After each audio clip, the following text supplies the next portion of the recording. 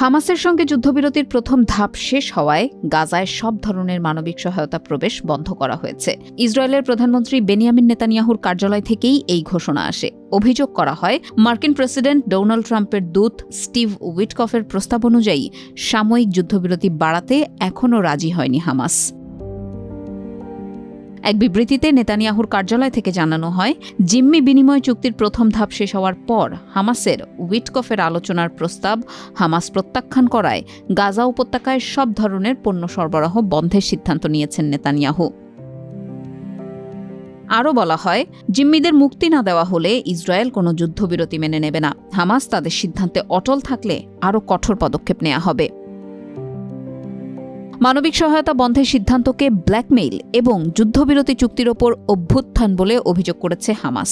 সংগঠনটির এক মুখপাত্র বলেন, আগের শর্ত অনুযায়ী যুক্তরাষ্ট্র, কাতার ও মিশরের মধ্যস্থতাকারীরা নিশ্চয়তা দিলে যুদ্ধবিরতির দ্বিতীয় ধাপ বাস্তবায়নের পক্ষে হামাস। জিম্মি ও ফিলিস্তিনি বন্দীদের মুক্তি এবং গাজা থেকে ইসরায়েলি বাহিনী প্রত্যাহারের কথা বলা হয়েছে এতে।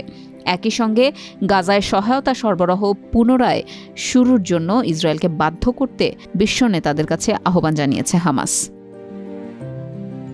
হামাসের মুখপাত্র বলেন, গাজায় সহায়তা বন্ধের সিদ্ধান্ত আবারও ইসরায়েলি দখলদারিত্বের প্রকৃত চেহারা প্রকাশ করেছে। আন্তর্জাতিক সম্প্রদায়ের উচিত গাজার বাসিন্দাদের জন্য সহায়তা প্রবেশ অব্যাহত রাখতে ইসরায়েল সরকারকে চাপ দেওয়া।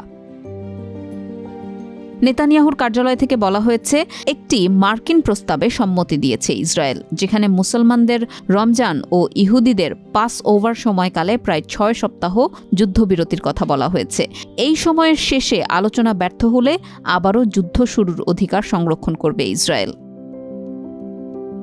ইসরায়েলের মতে, মার্কিন প্রস্তাব অনুযায়ী প্রথমে জীবিত ও মৃত সব জিম্মির অর্ধেককে মুক্তি দেওয়া হবে। 6 সপ্তাহের যুদ্ধবিরতি বাড়ানোর বিষয়ে হামাস অবস্থান পরিবর্তন করলে সঙ্গে সঙ্গে আলোচনায় বসতে রাজি ইসরায়েল।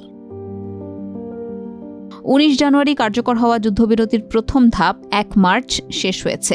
এই যুদ্ধবিরতির মাধ্যমে হামাস ও ইসরায়েলি সেনাবাহিনীর মধ্যে 15 মাস ধরে চলা সংঘর্ষ বন্ধ হয়েছিল। এতে 33 জন ইসরায়েলি ও 5 জন থাই জিম্মিকে মুক্তি দেওয়া হয়। বিনিময়ে 1900 ফিলিস্তিনি বন্দীকে মুক্তি দেয় ইসরায়েল। কিন্তু দ্বিতীয় ধাপের আলোচনায় তেমন কোনো অগ্রগতি হয়নি, যেখানে সব জীবিত জিম্মি মুক্তি এবং গাজা থেকে ইসরায়েলি সেনা প্রত্যাহারের বিষয়গুলো ছিল।